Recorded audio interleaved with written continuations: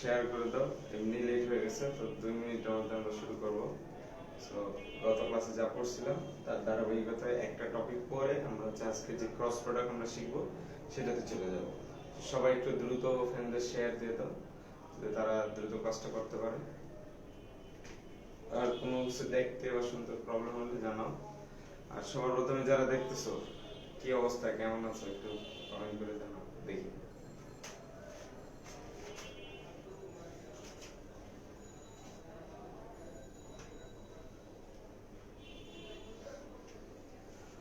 So একটু দ্রুত জানাও কি অবস্থা সবার। আর একটু দ্রুত মেনশন দিয়ে দাও যদি কাউকে মেনশন দেওয়া থাকে। আমরা টপিকটা কমপ্লিট শুরু করবো।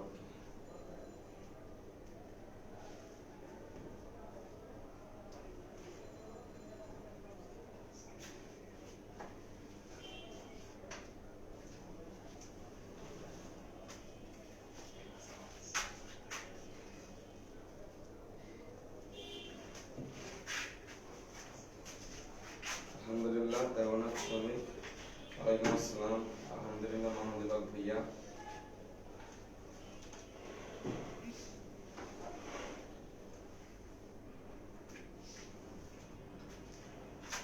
বাকিদের কি অবস্থা জানাও, আর একটু কমেন্ট করে সবাইকে জানিয়ে দাও দ্রুত যাতে সবাই চলে আসে। আমরা অ্যাকচুয়াল পড়াতে বেশি সময় নিব না, আজকে এটা খুব মজার একটা টপিক। স্যার জোরে কথা বলেন। আচ্ছা ঠিক আছে, জোরে কথা বলবো।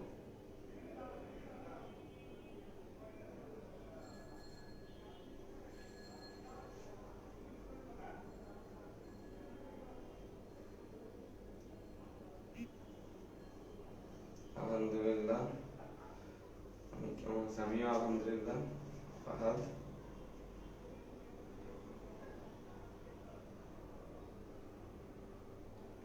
একটু মেনশন দিয়ে দাও বন্ধুদের সাথে।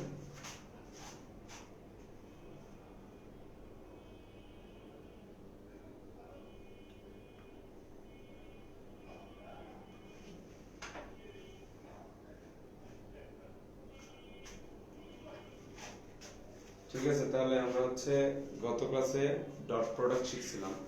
ডট প্রোডাক্টের থেকে আমরা হচ্ছে কিছু জিনিস এভাবে শিখছিলাম যে ধরো যে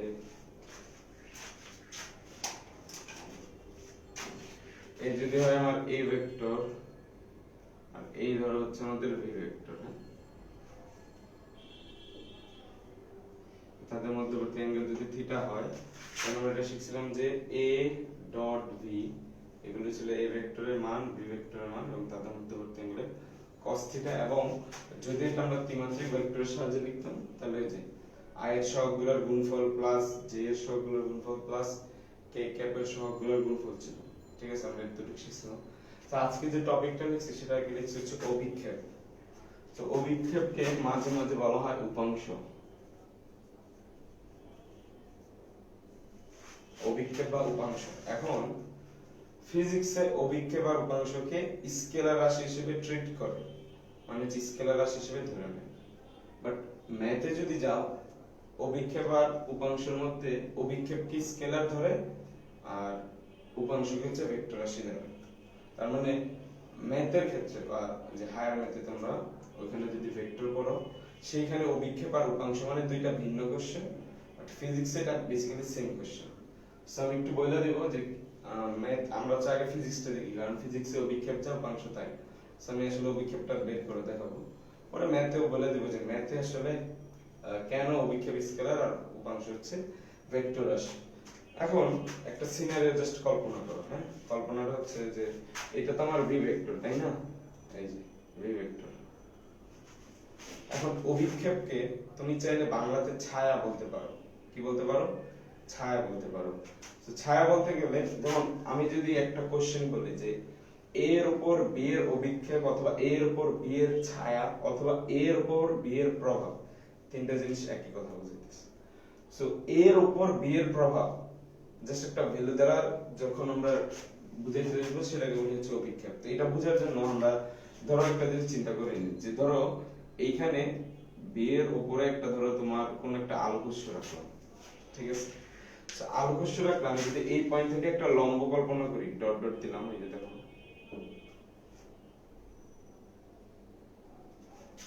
তাহলে এই যে এখানে একটা রেড কালারে কি দেখাচ্ছি আমি, একটা তোমার,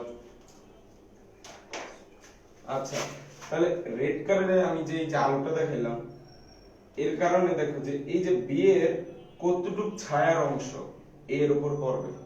তুমি যদি বলো যে লাইটটা ভাই উলম্ব বরাবর ধরছেন, তাহলে এইখান থেকে লম্বটা নেন, তাহলে এই যে এরিয়াটা, যে এরিয়াটা পাচ্ছে এই যে লাল কালারে দেখালেন, এই এরিয়া পর্যন্ত বি এর একটা ছায়া কি থাকবে, এর উপর থাকবে। তাহলে এই জাস্ট এই এরিয়াটাকে আমরা বলবো হচ্ছে এর উপর বি এর অভিক্ষেপ। কথাটা কিভাবে বলতে হবে, এর উপর বি এর অভিক্ষেপ। তাহলে এই যে এটাকে লেখা যায় এ ভেক্টরের উপর বি ভেক্টরের অভিক্ষেপ।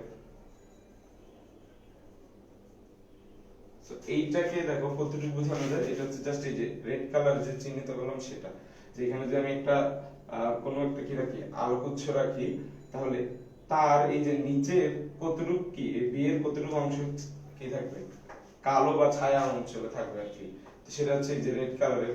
সো এখন এইটার যে মান হচ্ছে ভি, যদিও ভেক্টর ভি ভেক্টর, বাট মান হচ্ছে শুধু ভি, আর এখানে হচ্ছে থিটা।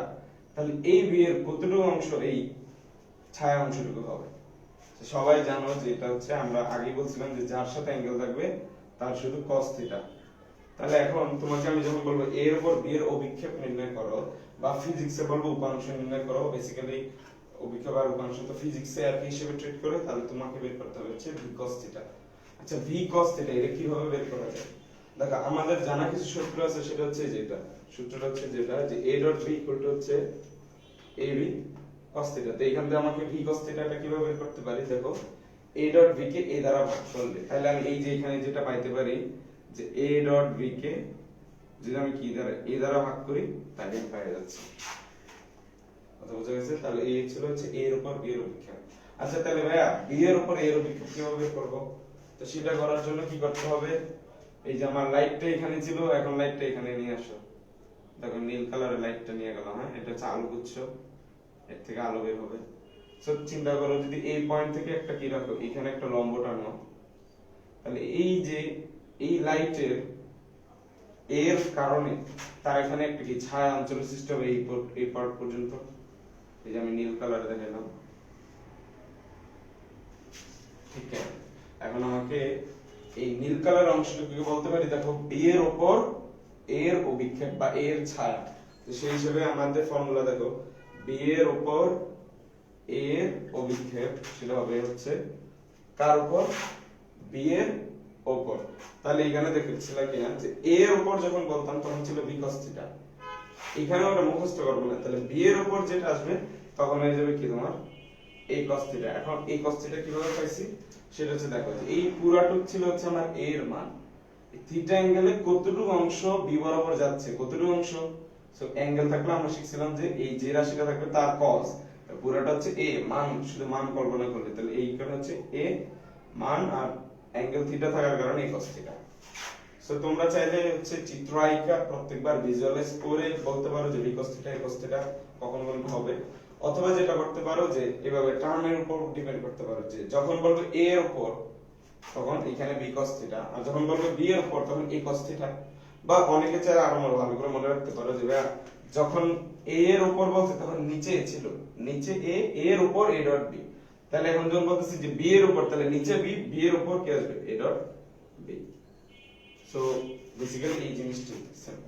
তাহলে এই হয়ে গেল তোমার অভিক্ষেপ অথবা উপাংশ ফিজিক্সে। বাট ম্যাথে বলে যে না, ম্যাথে হচ্ছে বলছে যে অভিক্ষেপ হচ্ছে একটা মান, মানে স্কেলার রাশি, উপাংশ হচ্ছে একটা ভেক্টর রাশি। তো এখন যেটা পড়বো এটা আসলে ফিজিক্সে খুব অ্যাপ্লাই না হলেই চলে, এখন যেটা হবে সেটা হচ্ছে ম্যাথের টাইমে বলে দিচ্ছি। ম্যাথে আমরা যেভাবে করব, ম্যাথ বলে যে তোমার অভিক্ষেপ বের হয়ে গেছে, এখন তোমাকে কি করতে হবে, উপাংশ বের করতে হবে। সো এই সিনারিওটা তোমাদের থাকবে, দেখো a এর উপর b এর অভিক্ষেপ b cos থিটা। এখন সেম জিনিসটা যদি আমরা লিখতে চাই, দেখো যে অভিক্ষেপ থেকে যখন উপাংশ যাব, এই যে b cos থিটা মনে আছে এই যে রেড অংশটুকু। সো এখন যেহেতু উপাংশ হচ্ছে একটা ভেক্টর রাশি, তাহলে দেখো যার উপর নিছিলাম যেমন এর উপর কি এর অভিক্ষেপ নিছিলাম বি এর অভিক্ষেপ। এখন আমার কোশ্চেনটা হয়ে যাবে এর উপর বি এর উপাংশ। সো ম্যাথে উপাংশ মানে ভেক্টর রাশি, মানে তার ডিরেকশন থাকবে। সো মানটা দেখো কত থেকে আসতেছে, মান কিন্তু অভিক্ষেপের মানই থাকবে, কিন্তু তার সাথে একটা ডিরেকশন আসবে। সো এই ডিরেকশনটা আনার জন্য আমরা যেটা করতে পারি, এই যে দেখো এখানে আছে বি cos থিটা, যেটা হচ্ছে এ বরাবর কাজ করছে। আচ্ছা এ বরাবর যদি আমি আরেকটা একক ভেক্টর বের করি, সেই একক ভেক্টরটাকে যদি আমি কি করি এই বি cos থিটা দ্বারা গুণ দিয়ে দেই, তাহলে তখন এই যে বি cos থিটা যে একটা ভ্যালু ছিল তার সাথে একক ভেক্টর থাকার কারণে সে কি হয়ে গেছে একটা ভেক্টর রাশি। তার মানে এখন এ এর উপর বি এর ওইটাকে অভিক্ষেপের পাশাপাশি যেহেতু দিক আসছে, তখন আমরা বি এর অভিক্ষেপ না বলে আমরা যেটা বলি সেটা হচ্ছে বি এর উপাংশ। তাহলে সেম কনসেপ্টে জাস্ট যদি কি হইতে হয় উপাংশ হইতে হলে অবশ্যই ফিজিক্সে না, ফিজিক্সে তো দুইটাতেই সেম, ম্যাথে তাহলে যেটা করা হয় যে এই যে বি cos থিটা বের করলাম, তার ওই পাশে যেহেতু এটা কার উপর ছিল এর উপর, সো এই বরাবর একটা একক ভেক্টর বের করি। সেই একক ভেক্টরটা হচ্ছে মূলত এই ভেক্টরকে তার মডুলাস দ্বারা ভাগ করি। সো এইটা গুণ দিলে সেটাকে আমরা তখন বলেছি উপাংশ। তাহলে ম্যাথে বা ফিজিক্সে কখনো অভিক্ষেপ বের করতে দিলে যা উপর বলবে অবশ্যই সেটা নিচে থাকবে, উপরে থাকবে a ডট b, অথবা এই যে এখানে b cos থিটা, এই ফর্মুলাটা বুঝতে হবে। বাট ম্যাথে যদি উপাংশ বলে তুমি তাকে অভিক্ষেপ বের করে ফেলো, দেন তুমি তো জানো যে এটা কার উপর। সো দেখো a এর উপর ছিল, তাহলে আমরা এখানে কি নিছি a এর একটা একক ভেক্টর নিছি, যেটা হচ্ছে ওই a ভেক্টরকে a এর মডুলাস দ্বারা ভাগ করছি। এখন যখন আমি বলবো যে b এর উপর, তার মানে হচ্ছে b বরাবর একটা একক ভেক্টর আমাকে জানতে হবে, তখন এইখানে যেটা কি হয়ে যাবে আবার সেম জিনিস, যে কি থাকবে যে b এর উপর a এর অভিক্ষেপ না হয়ে b এর উপর a এর উপাংশ, সেটা হয়ে যাবে হচ্ছে a cos থিটা। এখন দেখো এই cos থিটার যে এই যে ভ্যালুটা, এই যেটা এটা কোন বরাবর b বরাবর, তো b বরাবর একটা একক ভেক্টর হচ্ছে আমার b ভেক্টরকে যদি তার কি করি মডুলাস দ্বারা ভাগ করি, তাহলে আমরা কি পেয়ে যাব উপাংশ পাই যাব। তাহলে সিম্পল হিসাব, ফিজিক্সে কোনো প্রবলেম নাই, ম্যাথে জাস্ট উপাংশ চাইলে অভিক্ষেপটা বের করে ওইটা যার উপর ছিল সেই বরাবর একটা একক ভেক্টর দিতে পারলেই হলো। এখন প্রশ্নটা হচ্ছে যে ভাই তাহলে এই যে এখানে নিছিলেন হচ্ছে এটা হচ্ছে যে b এর একটা অংশ b cos থিটা, যে b cos থিটা তাকে জাস্ট একটা একক ভেক্টর কোন বরাবর ওইটা যে বরাবর কাজ করতেছিল সেটা হচ্ছে এই ভেক্টরের উপর থাকার কারণে এই ভেক্টর বরাবর একক ভেক্টর দ্বারা গুণ দিছি। পয়েন্টটা বুঝতে পারছো? সো এইটাকে মাঝে মাঝে দেখো এই যে a vector divided by a এর মান, যেটা হচ্ছে মূলত হচ্ছে কি a ভেক্টরের একক ভেক্টর। আবার এখানে দেখো যে b vector divided by b এর মডুলাস হচ্ছে b ভেক্টরের একক ভেক্টর। সো এইখানে এই যে উপাংশের ক্ষেত্রে দেখো মাঝে মাঝে যেটা করা হয় যে আমার তো এই যে এখানে কি ছিল a ডট b, কারণ এটা ছিল হচ্ছে a এর উপর, ঠিক আছে। সো এই মানটাকে আমরা চাইলে যে জাস্ট a দিয়ে বলতে পারি অথবা a ভেক্টরতে মডুলাস দিতে পারি। তার মানে আমরা যদি কেউ চাই এখানে শুধু a দিতাম তাও কোনো প্রবলেম ছিল না, বা এখানে শুধু b দিতাম তাও কোনো প্রবলেম হতো না, কারণ আমরা দেখাইছিলাম যে মান কতভাবে প্রকাশ করা যায়। তো তখন দেখো অভিক্ষেপের জায়গা থাকতেছে শুধু যেই বরাবর গেছিল সেই বরাবর একটা একক ভেক্টর আমরা নিয়ে আসলাম হচ্ছে a ভেক্টর ডিভাইডেড বাই হচ্ছে a। সো a মিললাম মাঝে মাঝে a স্কয়ার হয়ে যায়, এই পুরোটাকে মিললাম ম্যাথের সময় আমরা উপাংশের সূত্র হিসেবে কাজে লাগিয়ে দিতে পারি, ঠিক আছে। তাহলে অবশ্যই খুব ইজিলি মাথায় রাখা যায় যার উপর হবে ম্যাথে উপাংশের সময় a dot b divided by দেখো a আর a, যে a আর a কে কিন্তু আমরা চাইলে কি লিখতে পারতাম a স্কয়ার থাকবে, দেন কি থাকবে একটা গুণ আকারে কি থাকবে, কারণ a dot b divided by square একটা স্কেলার ভ্যালু আসবে। কেন? কারণ a ডট b একটা সংখ্যা আসবে, সেটাকে a স্কয়ার দ্বারা ভাগ দিলে আরেকটা সংখ্যা আসবে, সেই সংখ্যাটা জাস্ট a ভেক্টরের সাথে গুণ হবে। তো কোন সংখ্যা ভেক্টরের সাথে গুণ হলে আলটিমেটলি ভেক্টর পাবো। সো ওইটা হচ্ছে আমার উপাংশ হয়ে গেছে।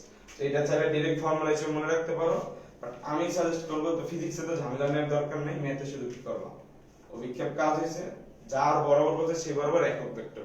এখন একক ভেক্টর বের করা তো শিখছি, যে যে ভেক্টর থাকবে তাকে ওই ভেক্টরের মান দ্বারা ভাগ দিলে আমরা যেটা পাই সেটা হচ্ছে একক ভেক্টর। তো এই ছিল আমাদের অভিক্ষেপ আর উপাংশ।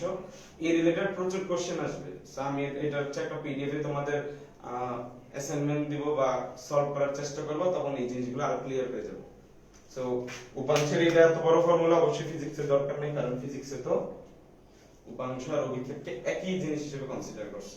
আর এটা সহজ করার জন্য বলছিলাম যে এর উপর হলে নিচে এ, এর উপর ভর করে a ডট b, b এর উপর মানে হচ্ছে নিচে b, তারপর হচ্ছে a ডট b।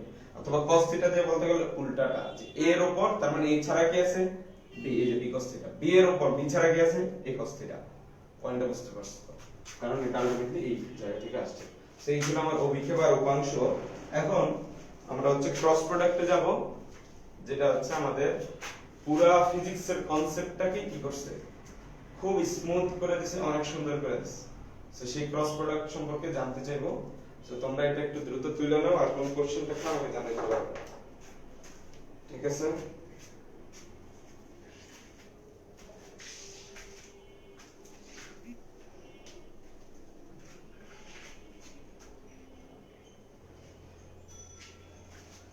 হ্যাঁ, কথা একটু জোরে বলতেছি, সমস্যা নেই।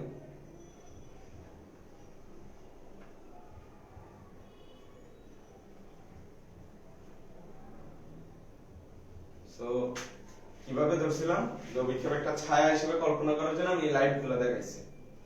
আসলে এটা হচ্ছে যে তোমার যদি অ্যাকচুয়ালি বাংলা ভাষায় বলতে চাই, এ আর বি কি দুটো ভেক্টর রাশি, একটা ভেক্টর, দুটো ভেক্টর রাশি একটা কোণে আছে থিটা কোণে। একজনে আরেকজনের উপর প্রভাবটা কত, সো সেই প্রভাবটাকে যদি জাস্ট মানে প্রকাশ করতে চাই তখন হচ্ছে উপাংশ, বা ফিজিক্সে সবসময় মানে প্রকাশ করে জন্য উপাংশ আর হচ্ছে অভিক্ষেপ সেম জিনিস। আর ম্যাথে যেটা বলে যে একটা ভেক্টর আরেকটা ভেক্টর বরাবর কত মানে এবং কোন দিকে, মানে পুরো ওই ভেক্টর রাশি হিসেবে আবার কনসিডার করতে চাই। সো এই জন্য হচ্ছে ম্যাথে যখন মান নিয়ে কাজ করছে তখন অভিক্ষেপ, আর ওটাকে ডিরেকশন বোঝাইতে উপাংশ। সেইটা মানে এটাই বুঝতেছো যে একজনের আরেকজনের দিকে কতটুকু প্রভাব আছে। সো এই প্রভাব জিনিসগুলোর সাথে আরো পরিচিত হবা কনসেপ্ট ওয়াইজ, ঠিক আছে? সবাই আরো কয়েকজনকে মেনশন করে দাও, কারণ লেট করার কারণে আজকে অনেকেই নাই। একটু চেষ্টা করো যাতে সবাই চলে আসে, আমরা ক্রস প্রোডাক্ট শুরু করবো, তো একটা মেনশন দিয়ে দাও। সরি ফর লেট, আর একটু মেনশন দিয়ে দাও, তাহলে আরে কয়েকজন চলে আসলে আমাদের ক্রস প্রোডাক্ট আমরা একটু শুরু করে দিতাম ভালো করে।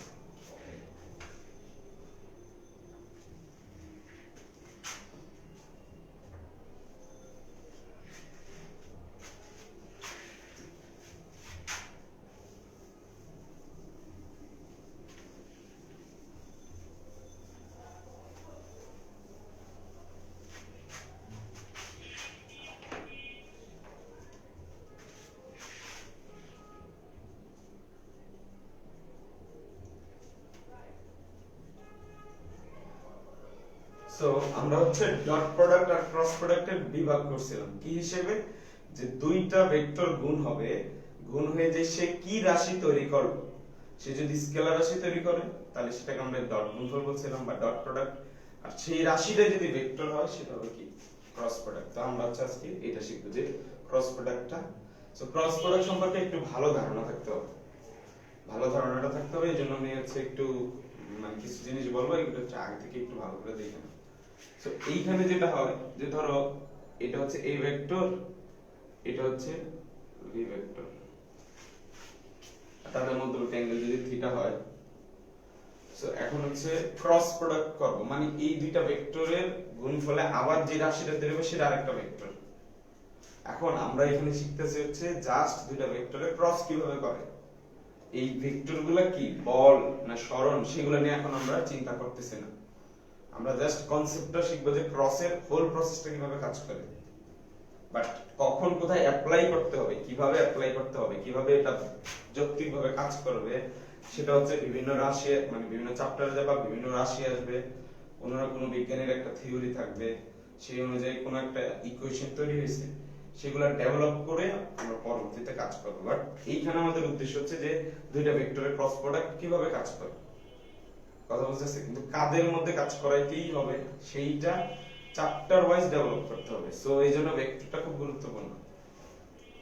এখন a ক্রস b তৈরি হলো ধরো c ভেক্টর, কারণ ক্রস প্রোডাক্টে যে তৈরি হবে তাকে আমাকে বলতে হবে। এখন কথা হলো যে c ভেক্টরটা যেহেতু ভেক্টর, তার ডিরেকশনটা ম্যাটার করে। সো এখানে অনেকগুলো অপশন থাকে, যে ডিরেকশন হচ্ছে যে প্রথম একটা শর্ত পূরণ করতে হবে। শর্তটা যেটা যে এ আর বি যেহেতু দুইটা ভেক্টর, তা আমরা শিখছিলাম যে যে কোনো দুইটা ভেক্টর কিন্তু চাইলে কি করতে পারে, যদি তাদের মধ্যবর্তী কোনটা জিরো না হয় তারা চাইলে হচ্ছে একই সমতলে মানে একটা সমতল সৃষ্টি করতে পারে। সো এ আর বি এর একটা সমতল আছে।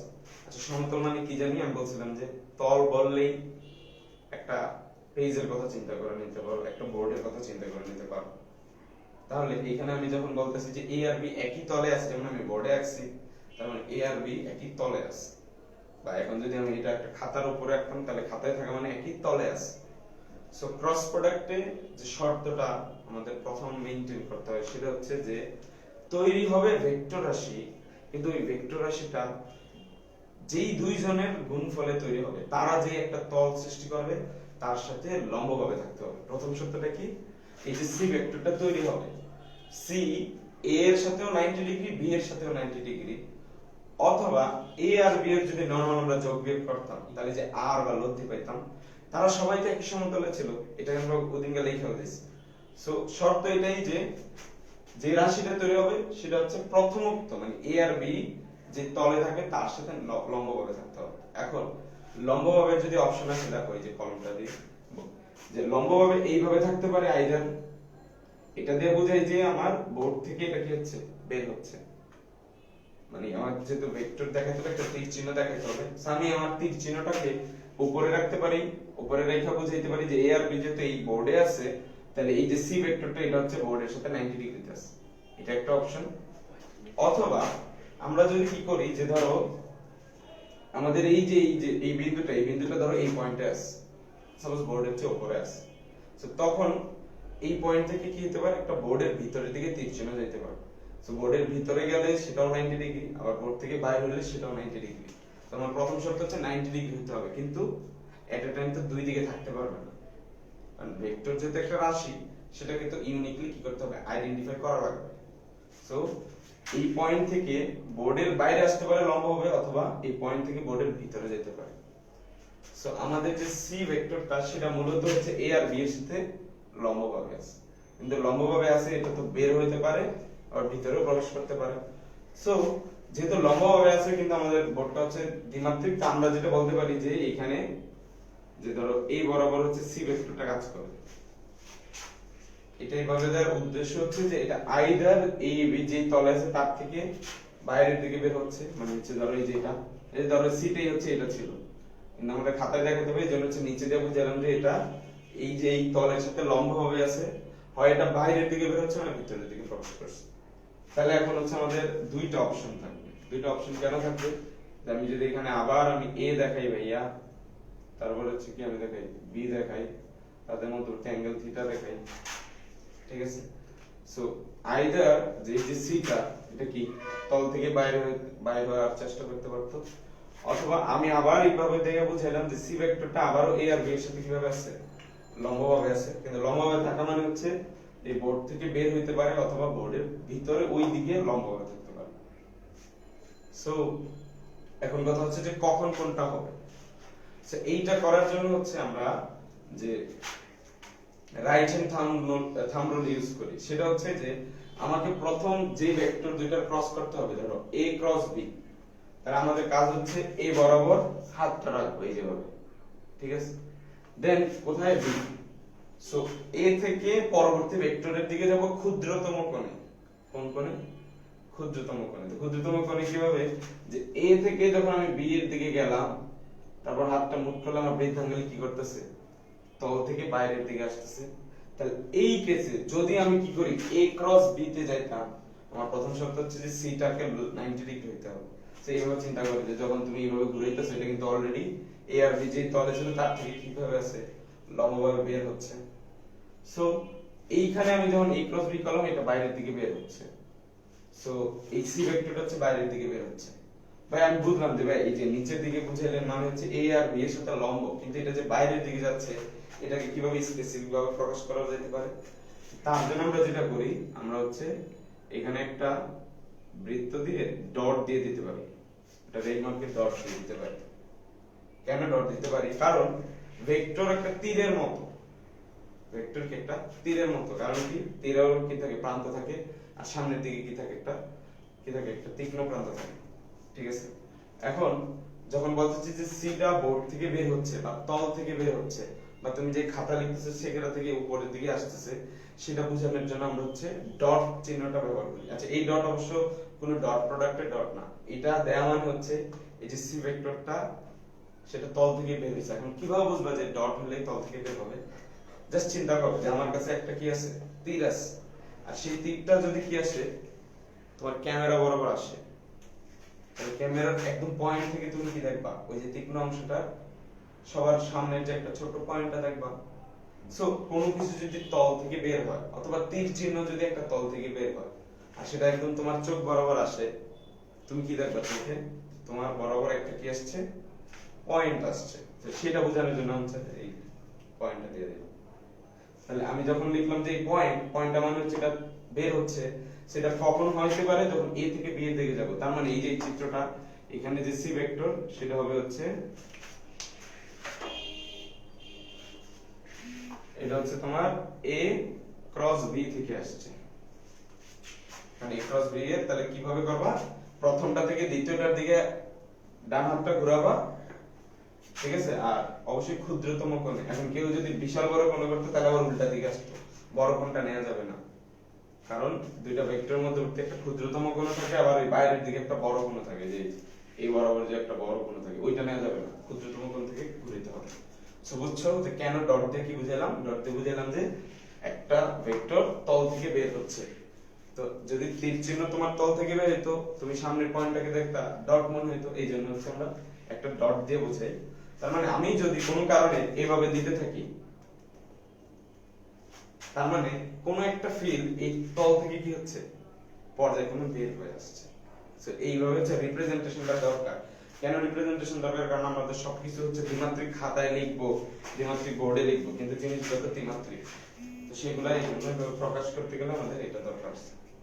এখন এজিউম যে আমাকে বলা হচ্ছিল যে বি ক্রস এ,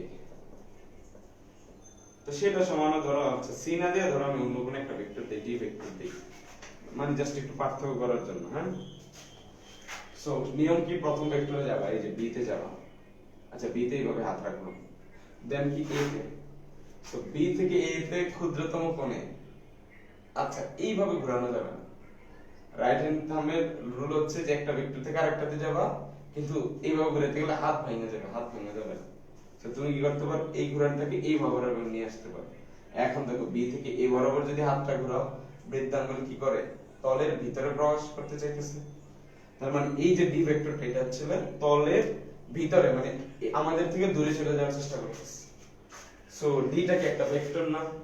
সো ভেক্টরের চিন্তা করো যে একটা যদি তোমার চোখের সামনে থেকে ভেক্টরটা দূরে চলে যায়, ভেক্টরের পিছে কি থাকে? একটা ক্রস কিন্তু থাকে, দেখবা যে তোমার একটা তীর চিহ্নের সামনে হচ্ছে একদম একটা হচ্ছে তীক্ষ্ণ প্রান্ত থাকে, আর পিছনে হচ্ছে একটা ক্রস জাতীয় কিছু থাকে। তার মানে যদি একটা ভেক্টর তোমার চোখ থেকে দূরে চলে যায়, বা ধরো এই বোর্ডের ভিতরে চলে যাচ্ছে, মানে তোমার থেকে দূরে চলে যাচ্ছে, তো তখন তুমি কি দেখবা যে একটা যদি একটা তীর চলে যেত তাহলে তুমি পিছনে একটা ক্রস চিহ্নের মতো দেখতে। তো এখন এইখানে চাইলে আমরা হচ্ছে একটা ক্রস দিয়ে বুঝাইতে পারি যে আমার ডি ভেক্টরটা অবশ্যই এবি এর সাথে 90 ডিগ্রিতে আছে, কিন্তু এটা হচ্ছে ভিতরে যাওয়ার চেষ্টা করতেছে। তাহলে এই যে ডট আর ক্রস এর রিপ্রেজেন্টেশনটা এখানে অনেক গুরুত্বপূর্ণ হয়ে দাঁড়াচ্ছে। তার মানে এখন এটা যেহেতু ভিতরের দিকে যাচ্ছে, তাহলে বুঝতে পারতেছো, তাহলে এই যে ডি এর এখানে আমরা বুঝাইতে পারি ক্রস দিয়ে, যেটা হচ্ছে তলের ভিতরে যাচ্ছে, আর সি এর উপরে ডট দিয়ে বোঝাচ্ছি এটা হচ্ছে তল থেকে বের হচ্ছে। সো বুঝতে পারতেছো যে এ ক্রস বি এর জন্য যে ভেক্টরটা যে ডিরেকশনে পাইছিলাম, বি ক্রস এ এর জন্য যে ডি ভেক্টরটা পেলাম তার ডিরেকশন একদম উল্টা দিকে, একটা তল থেকে বের হচ্ছে, একটা তলের ভিতরে যাচ্ছে, একদম উল্টা দিকে। তো একদম উল্টা দিকে হলে আমরা আসলে যেটা করতে পারি, এই ডি ভেক্টরকে চাইলে মাইনাস সি ভেক্টর দ্বারা রিপ্রেজেন্ট করতে পারি। সি ভেক্টর মানে যে তল থেকে বের হইতাছিল, আর মাইনাস মানে হচ্ছে 180 ডিগ্রি উল্টানো। সো এইখান থেকে আসলে যেটা প্রয়োগ করা যায়, যে দেখো যে a cross b equal to যেটা লেখা যাবে হচ্ছে মাইনাস b ক্রস a, কারণ b ক্রস a এর মান কি? Minus c। সো এখানে যদি এখন তুমি কি লেখো মাইনাস c ভেক্টর দাও, তাহলে ওভারঅল কি আসছে প্লাস c ভেক্টর, যেটা কিন্তু সো এইখান থেকে একটা ডিসিশন নিবা যে আমরা এর আগের চ্যাপ্টারে মানে গত ক্লাসে a dot b equal to b dot a equal to আগে পরে যাই ইচ্ছা নিয়ে আমরা কি লিখে বলতে পারতাম এবি cos থিটা। সো ওইখানে ডিরেকশনটা ম্যাটার করে নাই দেখা আমরা জাস্ট বিনিময় সূত্রটা মানে বিনিময় সূত্রটা মেনে চলতে, কিন্তু ক্রস প্রোডাক্ট বা যেটা ফলে ভেক্টর তৈরি হবে দেখলাম যে a ক্রস b তে যেই দিকে পাইছিলাম যেটাতে তল থেকে বাইরে, যেটা আমরা ডট দ্বারা প্রকাশ করছি, এবং যে শর্ত ছিল যে a b যেই তলে থাকবে তার সাথে লম্ব থাকবে ওই ভেক্টরটা, সেটাও প্রকাশ করছি। আর b ক্রস a তে করলে যে আমরা d পাইলাম, সো একই নিয়মে করতে যাই অবশ্যই উল্টা দিকে ঘুরে হাত ভাঙা যাবে না। নরমালি যেভাবে এইভাবে করলে কখনো নরমাল হবে, কখনো এইভাবে করলে নরমাল হবে, তো সেটা চিন্তা করে এটা বলা হয় রাইট হ্যান্ড থাম্ব রুল, ঠিক আছে? সো তোমাদের হাতে রাখবা যে ডান হাতি কর্কের বিভিন্ন নিয়ম নেই, সেটা খুব ইম্পর্টেন্ট যে কোন এক ডিরেকশনে ঘুরতেছে তখন ওই ঘুরে বৃত্তাঙ্গুলিটা উপরে আসতে পারে আবার কখনো নিচেও যাইতে পারে। সো এটা যদি আমি একটু আরেকটু সহজ করে দিই, সেটা হচ্ছে যে প্রথম থেকে দ্বিতীয়টা যাওয়ার সময় যদি তোমারটা কি আছে যে অ্যাঙ্গেলটা সৃষ্টি করতেছো সেটা যদি ঘড়ির কাঁটার বিপরীত দিকে হয় তাহলে সেটা আবার তল থেকে বাইরে আসবে। এটা তো শর্টকাটে মনে রাখা যায়। অথবা এটা তুমি তো এভাবে হাত ঘুরাইতে পারো। আর আমার কথা হলো কয়েকটা সূত্র বারবার হাত ঘুরাই মনে রাখো, এটা হচ্ছে সুপার ইম্পর্টেন্ট, ঠিক আছে? তাহলে এই হচ্ছে আমরা পাইলাম যে ক্রস প্রোডাক্ট বিনিময় সূত্রটা কি করে না, মেনে চলে, ঠিক আছে? তাহলে এখন হচ্ছে আমাদের কিছু ডিসিশন নিব। আমরা বুঝলাম যে a ক্রস b আর b ক্রস a তাদের ডিরেকশন পরস্পর একদম বিপরীত দিকে, এইটুকু পর্যন্ত আমরা নলেজ নিলাম। তার মানে a ক্রস b এর জন্য যে ভেক্টর পাবো b ক্রস a এর জন্য তার কি ঋণাত্মক ভেক্টর পাবো, মানে প্রথমটার যে গুণফল আসছিল তার উল্টাটা আসবে, তো সেটা হচ্ছে ঋণাত্মক। সো এখন আমাকে ক্রস প্রোডাক্ট সম্পর্কে আরো ডিটেইলস জানতে হবে। তো আপাতত হচ্ছে আমি একটু এগুলো একটু মুছে দিই, কারণ আমরা হচ্ছে কিছু নলেজ জানি।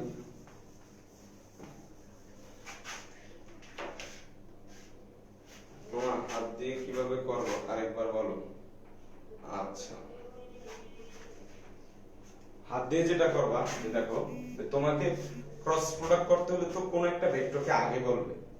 তো ধরো আমাকে বললো যে a ক্রস b, প্রথমে a বরাবর তোমার হাতটা রাখতে হবে, এই যে এইভাবে a বরাবর এইভাবে হাতটা রাখলাম, ঠিক আছে, সমান। দেন a থেকে b তে সেকেন্ড ভেক্টরটাতে যাবা ক্ষুদ্রতম কোণে। তো দেখো a থেকে b তে ক্ষুদ্রতম কোণ কিন্তু এই যে থিটাটা, আর আমি এখানে ডেট দিয়ে বলছিলাম যে এটা হচ্ছে বড় কোণ, বড় কোণে যাওয়া যাবে না। সো a থেকে যদি b বরাবর হাতটা ঘোরাও তাহলে তোমার বৃদ্ধাঙ্গুলি কি নির্দেশ করতেছে, যে তল থেকে বাইরের দিকে আসবে, বুঝতেছো? আবার এইখানে যে সিচুয়েশনটা দেখাইছিলাম সেটা ছিল হচ্ছে আমার b ক্রস a। সো যেহেতু প্রথমে b, তাহলে আগে b বরাবর হাতটা রাখবো। দেন দেখলাম যে ক্ষুদ্রতম কোণে ঘুরতে গেলে a বরাবর যাইতে হলে উল্টা দিকে যাইতে হয়, উল্টা দিকে ভাবে যাওয়া যাবে না, তো তোমার হাতও ভেঙে দিতে পারে বারবার প্র্যাকটিস করতে। সো এই জন্য আমরা কি করি যে উল্টা দিকে যাওয়া কষ্টকর হলে তাও আবার উল্টায় b বরাবর এই হাতটা রাখলাম সেম ওয়েতে। দেন b থেকে a বরাবর আনবো, কারণ b এর পরে a, সেটা করলে দেখো আমার বৃদ্ধাঙ্গুলি হচ্ছে তলের ভিতরে প্রবেশ করতেছে। সো কোনো কিছু তলের ভিতরে যাবে সেটা বোঝানোর জন্য হচ্ছে ক্রস, আর তল থেকে বের হবে সেটা বোঝানোর জন্য হচ্ছে ডট। আর এখানে আমরা দেখাইলাম যে ভেক্টর গুণফল ডট গুণফলের মতো বিনিময় বিধি কি করে না, মেনে চলে না। স্কেলারে তো জাস্ট মান আসবে, a dot b b dot a একই মান আসবে, কিন্তু এখানে সেম আসবে না, ঠিক আছে? তাহলে এখন এটাকে আরো কিছু ভিন্ন উপায়ে দেখার কথা আছে। সে দেখাটা দেখো যে যদি আমাকে a ভেক্টর এবং b ভেক্টর দেয়া থাকে এবং তার যদি কি বলা থাকে a ক্রস b বের করতে, আমরা যেভাবে বের করব সেটা হচ্ছে ab পাশে,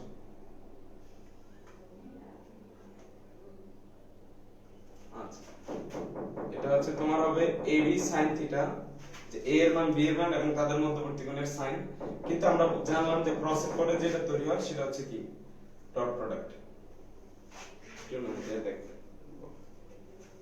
তাহলে a ক্রস b এর যে মানটা আসবে সেটা হচ্ছে ab sin থিটা। এখানে ab sin থিটা, কিন্তু এখন দেখো এইটুকু পর্যন্ত কিন্তু ভ্যালু আসলো, কিন্তু a ক্রস b মানে হচ্ছে ক্রস প্রোডাক্ট হওয়া মানে হচ্ছে তার রাশিটা যেটা তৈরি হবে সেটা হতে হবে কি ভেক্টর রাশি।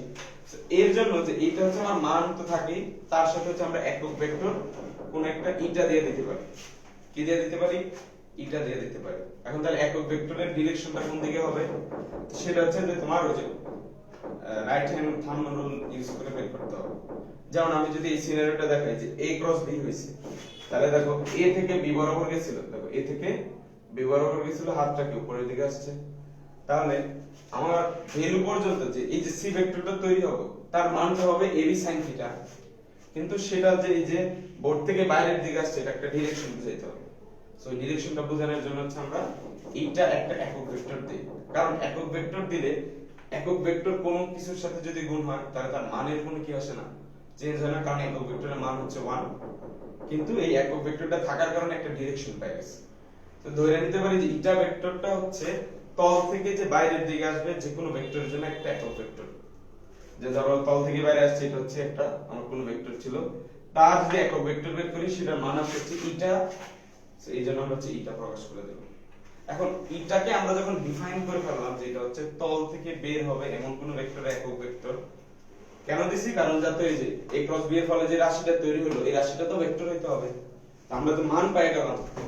সো মানের সাথে যদি আমি অন্য কোনো ভেক্টর গুণ দেই তাহলে তো এমন হতে পারে মান চেঞ্জ হওয়ার একটা চান্স থাকতে পারে, কিন্তু এই জন্য তো আমরা একক ভেক্টরটা গুণ দিব, যেটা হচ্ছে যে তোমার এই যে c ভেক্টরটা তৈরি হলো সেই দিক বরাবর একটা একক ভেক্টর, যার ফলে মানও চেঞ্জ হলো না আর একক ভেক্টর থাকার কারণে এটা ভেক্টরের ফরম্যাট পাই গেল, কারণ a ক্রস b অলওয়েজ কি আনতে হবে, একটা ভেক্টর রাশি আনতে হবে।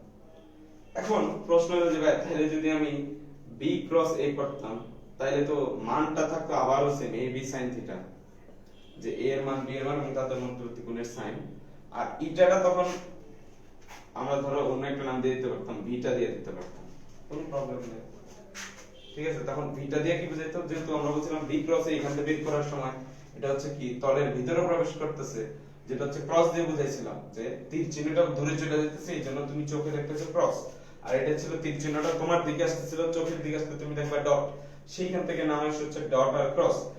আর ভি এ তখন আমি হচ্ছে ভিটা ভেক্টর একক ভেক্টর দিতে পারি, যেটা হচ্ছে এই মানের সাথে গুণ হলে মানের কোনো চেঞ্জ হবে না, কিন্তু ভিটাটাকে ধরে নিলাম যে কোনো ভেক্টর যদি তল বরাবর যায় তার একটা একক ভেক্টর। বাট এখানে একটা মজার বিষয় কি জানো, যে তুমি যদি এই দ্বিতীয় রাশিটাকেও ইটার মাধ্যমে প্রকাশ করতে চাও ভিটা না দিয়ে, তখন চাইলে কিন্তু এখানে তুমি নেগেটিভ এটা ভেক্টরটা গুণ দিতে পারো। কেন নেগেটিভ?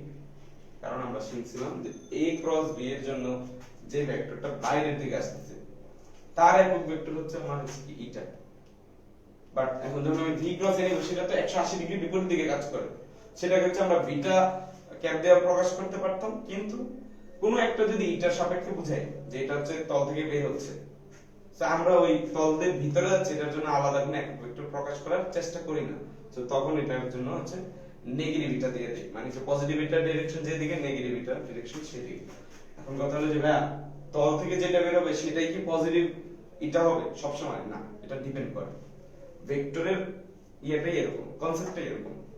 কারণ আমি তোমাদের একটা কোশ্চেন করছিলাম যে আমি যদি একটা ভেক্টর a দিয়ে বলি যে যে যে কোনো একটা ভেক্টর a দিয়ে বলি যে এর বিপরীত ভেক্টর কোনটি, এটা কোনো কিন্তু ভ্যালিড কোশ্চেন না। মানে যদি আমি কোশ্চেন করতাম যে ধরো আমার কাছে একটা ভেক্টর d ভেক্টর আছে, আমি বললাম যে এটা বিপরীত ভেক্টর কিনা, এরকম একটা কোশ্চেন প্রথম দিনে বলছিলাম যে এরকম কোশ্চেন করলে এটা কিন্তু ভ্যালিড হবে না, কারণ বিপরীত এটা ডিফাইন করি কিভাবে, যে আমার কাছে আগে একটা ভেক্টর থাকবে ওই সমান মানের সমান্তরালে বিপরীত দিকে গেলে তখন আমরা এটা বলবো বিপরীত বা ঋণাত্মক ভেক্টর। পয়েন্টটা বুঝতে পারছো? তাহলে ঋণাত্মক ভেক্টর হতো একজনের সাপেক্ষে আরেকজন, এটার সাপেক্ষে এটা, এটার সাপেক্ষে এটা। সেই যে পজিটিভ নেগেটিভ বিষয়গুলো কিন্তু এরকমই, যে তুমি ধরে নিলা যে উপরেরটা প্লাস এটা দিছে তাহলে তার 180 ডিগ্রি বিপরীতের একক ভেক্টরটাকে মাইনাস এটা দিতে পারো ধরার সাপেক্ষে, বাট যদি প্লাস এটাই না নিতা প্রথমে কিন্তু মাইনাস এটা নিতে পারতাম। তাহলে এই যে নেগেটিভ ভেক্টরগুলো ধরার যে কনসেপ্ট সেটা কিন্তু আবার বলে দিলাম, যে কোন একটা ভেক্টর কখনো নেগেটিভ বা পজিটিভ বলতে কিছু নেই। এই একটা ভেক্টর বললাম যে এটা নেগেটিভ কিনা, অবশ্যই মাথায় রাখবা দুইটা ভেক্টর দিয়ে আমরা তুলনা করতে পারবো যে প্রথমটা সাপেক্ষে দ্বিতীয়টা নেগেটিভ, সেই জন্য আমরা যে প্রথমটা এটা ধরলাম সেই হিসেবে b ক্রস a এর জন্য যে একক ভেক্টরটা সেটাকে মাইনাস এটা ধরতে পারি। সো একটা জিনিস খেয়াল করো, গতকাল স্কেলার রাশি যখন পড়ছিলাম তখন ধরে নিয়েছিলাম ab মানে স্কেলার প্রোডাক্ট ছিল ab cos থিটা, সাথে কোনো একক ভেক্টর ছিল না কারণ ওভারঅল রাশিটা স্কেলার, বাট এখন সাথে একক ভেক্টর এটা নিয়ে আসা মানে হচ্ছে তার একটা ডিরেকশন পাচ্ছ। আচ্ছা এটা কিন্তু a আর b যে তলে আছে তাদের সাথে অলওয়েজ লম্বভাবে থাকবে, যদিও একক ভেক্টর কিন্তু ওই যে কনসেপ্ট যেটা ক্রস প্রোডাক্টে যে ভেক্টরটা তৈরি হবে সেটা ওই তলের সাথে 90 ডিগ্রিতে থাকবে, এই কনসেপ্টটা দিয়ে আমাদের কাজ করতে হবে। তাহলে হচ্ছে আমরা রাইট হ্যান্ড থাম্ব রুল বা ডান হাতে ফর্ক স্ক্রু যে নিয়মটা সেটা শিখলাম। আর সেটা অবশ্যই সুন্দরভাবে ঘোরানোর জন্য, যেমন এ থেকে বি ঘড়ি কাঁটা বিপরীত দিকে হলে বাইরে আসছে, বি থেকে ঘড়ি কাঁটার দিকে হচ্ছে ভিতরে যাচ্ছে, সহজে মনে রাখা যায়। আর এখানে চলে আসলো যে দেখো এখানে শুধু এই সাইন থিটা না, সাথে একটা একক ভেক্টরও থাকতেছে। আর মাথায় রাখবা যে আই ক্যাপ থাকুক, জে ক্যাপ থাকুক বা যে কোনো ধরনের ক্যাপ থাকুক, যতক্ষণ এই ক্যাপ জাতীয় কিছু থাকবে ততক্ষণ আমাকে বুঝতে হবে যে ওই রাশিটা ভেক্টর। তাহলে এটা হচ্ছে আমার ভেক্টর। সো এখন আমরা হচ্ছে ক্রস প্রোডাক্টের কিছু গুরুত্ব বলছিলাম, যে ক্রস প্রোডাক্টে যে কাজটা করা হয় সেটা হচ্ছে যে যদি দুইটা ভেক্টর 90 ডিগ্রিতে থাকতো, আমরা ক্রস প্রোডাক্ট বের করলে তার মানটা 0 আসতো, বা দুইটা ভেক্টরের ডট প্রোডাক্ট করলে 0 আসতো, অথবা দুইটা ভেক্টরের ডট প্রোডাক্ট করলে যদি 0 আসতো তখন বলি যে ওই দুইটা ভেক্টর একে অপরের সাথে 90 ডিগ্রি অ্যাঙ্গেলে ছিল, কারণ cos 90 এর বিষয় cos 90 0 ছিল, এইজন্য 0 আসছিল। দেন আমরা বলছিলাম যে এটা থেকে এই এক টাইপের কোশ্চেন হয়, আবার সেকেন্ড টাইপের কোশ্চেনটা কি ছিল, যে মধ্যবর্তী কোণ নির্ণয়ের কোশ্চেন। সো অনেকে অনেক সময় আমাকে জিজ্ঞেস করে, ভাই ক্রস প্রোডাক্টের মাধ্যমে কি মধ্যবর্তী কোণ থিটাটা বের করা যায় না, বা কেন যায় না? আসলে একটা জিনিস খেয়াল করো, ক্রস প্রোডাক্টে কি তৈরি হয়েছে, এবি sin থিটা, আচ্ছা থিটাটা বের করে যাওয়ার কথা ছিল, কিন্তু এখানে আছে একক ভেক্টর। সো একক ভেক্টরকে ডিরেক্টলি তুমি কি করতে পারবা না, যদি একক ভেক্টরের কনসেপ্টটা ত্রিমাত্রিক স্থানাঙ্ক থেকে আসছে, ডিরেক্টলি এখান থেকে তুমি এই sin থিটা ভ্যালুটা বের করতে পারবে না, তোমাকে রেফারেন্স টাইনা ওই অ্যাঙ্গেল গুলো ধরে ধরে বলতে হবে, ঝামেলা। ঠিক আছে, বাট আমি হচ্ছে দেখাই যে আমরা হচ্ছে একবার এডমিশনে এরকম একটা কোশ্চেন আসছিল। যেহেতু আমাদের অলওয়েজ যে আমরা একটা জিনিস টেন্ডেন্সি শিখে আসছিলাম যে যদি আমাকে a ভেক্টর আর b ভেক্টর দেয়া থাকে ত্রিমাত্রিক স্থানাঙ্ক ব্যবস্থায়, ধরো 2i 2j সামথিং কোন একটা ফর্মে, তাদের মধ্যবর্তী কোণ কত, আমরা অলওয়েজ কিসের জন্য চলে যেতাম, ডট। কিন্তু ক্রসের মাধ্যমেও কিন্তু তুমি চাইলে কখনো না কখনো এই থিটাটা বের করা যেতে পারে। সেটা আমি একটু তোমাদের একটু সতর্ক করার জন্য বলে দিই। সেটা হচ্ছে যে দেখো যে এর একবার এরকম একটা কোশ্চেন আসছিল, যে সেটাতে দেয়া ছিল যে a ক্রস b এর মডুলাস হচ্ছে হাফ, a ক্রস b এর মডুলাস হাফ, মানে a ক্রস b মানে কি, এটা ভেক্টর রাশি তৈরি হইতো, কিন্তু ওই রাশিটার মডুলাস মানে কি, জাস্ট একটা ভ্যালু। সো এইটা দিয়া আর ধরো a এর ইনফরমেশন দেয়া ছিল সামথিং, b এর ইনফরমেশন দেয়া ছিল সামথিং, বলছে যে থিটাটা কত। সো আমরা সব সময় কিসে চলে যাই, মনে আছে কিনা, যে আমরা ডট প্রোডাক্টে চলে যেতাম কোণ বের করার ক্ষেত্রে, কিন্তু এখানে যখন ক্রস প্রোডাক্টে কেন যাইতাম না, কারণ ক্রস প্রোডাক্টে একক ভেক্টরে ইটা ছিল, বা তুমি যে কোনো একটা দিলেই হবে। বাট যখন তুমি মডুলাস নিবা তখন তো আর কি থাকে না, ইটা থাকে। তখন দেখো এই যে কোশ্চেনটা কিন্তু নরমাল কোশ্চেন হয়ে গেছে, যে ভাইয়া a ক্রস b মানে বুঝি, a ক্রস b মানে হচ্ছে ab sin থিটা ইটা, কি ইটা, কিন্তু যখন তুমি মডুলাস দিলা এটা কি চলে গেছে। এখন এটার মান জানো, a এর মান জানো, b এর মান জানো, আমি ভ্যালুগুলো বলি না, জাস্ট থিটাটা কত। আমার কোশ্চেনটা বুঝতে পারছো? তার মানে এই যে ওয়ান ওয়েতে গেলেই কিন্তু হইতেছে না, যে ডট প্রোডাক্ট দিয়ে সবসময় কোণ বের করব, ক্রস দিয়ে বের করব না। সো মাঝে মাঝে কিন্তু ট্রিকি কোশ্চেন দিতেই পারে, খুব ইজি। দেন আচ্ছা এটা একটা কোশ্চেন 1 ধরো, হ্যাঁ কোশ্চেন 1 ধরো একটা টাইপ, আরো সুন্দর ওয়েতে বের করা যায়। যেমন এখানে আমি একটা কোশ্চেন 2 দেখাবো। কোশ্চেন 2 তে ধরো তোমাকে অলরেডি a ডট b তার ভ্যালু দেয়া আছে 5, আর ধরো a ক্রস b ধরো তার ভ্যালু দেয়া আছে 7 মডুলাস। এখন বলো যে থিটার মান কত, কত থিটা কত, মানে তাদের মধ্যে অ্যাঙ্গেল কত। তো অনেকেই বলবে যে ভাই আমি তো আইজেকে ফরম্যাটে a আর b এর মান দেয়া থাকলে ভালো হতো না, কারণ এখানে যদি আইজেকে ফরম্যাটে থাকতো রুট ওভার করে কিন্তু আমরা a এর ভ্যালুটাতে চলে যেতে পারতাম। বাট এখানে দেখো ডটেরও মান দেয়া আছে, ক্রসেরও মান দেয়া আছে। সো এই ম্যাথটা কিভাবে করতে পারো, সো এটা তোমাদের আমি হোমওয়ার্ক দিলাম, এটা হচ্ছে আমাকে দেখাইতে পারো পরবর্তীতে। যে কোশ্চেন 2টা হোমওয়ার্ক থাকলো, যে a ডট b আর a ক্রস b এর মান দেয়া আছে, বলা হলো যে থিটার মান কত। বুঝছো সবাই? a আর b এর কোনো আইজেকে এর ফরম্যাটে দেন, কোনো ভ্যালুও দেন। তাহলে এই দুটো কোশ্চেন লিখে রাখো। এরপর হচ্ছে আমরা কিছু ডিসিশনে যাইতে হবে, যে ক্রস প্রোডাক্টের আইজেকে ফরম্যাটে কিভাবে ভ্যালু বের করব, বা এটা অ্যাকচুয়ালি কি রিপ্রেজেন্ট করে। সো আমরা হচ্ছে পর পর তিনটা জিনিস শিখা ফেলবো খুব দ্রুত। একটু দ্রুত তুলে হলো। কোশ্চেন 2টা হচ্ছে হোমওয়ার্ক থাকলো যে থিটার মানটা কত। ঠিক আছে, মাত্র 2 লাইনের অঙ্ক, বাট একটু চিন্তা করো, চিন্তা করলে দেখবে যে পাইয়া পারো। ঠিক আছে, তাহলে এটা নেগেটিভ, এটা অবশ্যই মাথায় রাখবা যে ঋণাত্মক ভেক্টর যখন বলতেছি তখন কোন একটা ভেক্টরের সাপেক্ষে দিয়ে বলতেছি যে ওটা ঋণাত্মক ভেক্টর। কনসেপ্টটা খুবই গুরুত্বপূর্ণ। যেমন আমি যদি বলি যে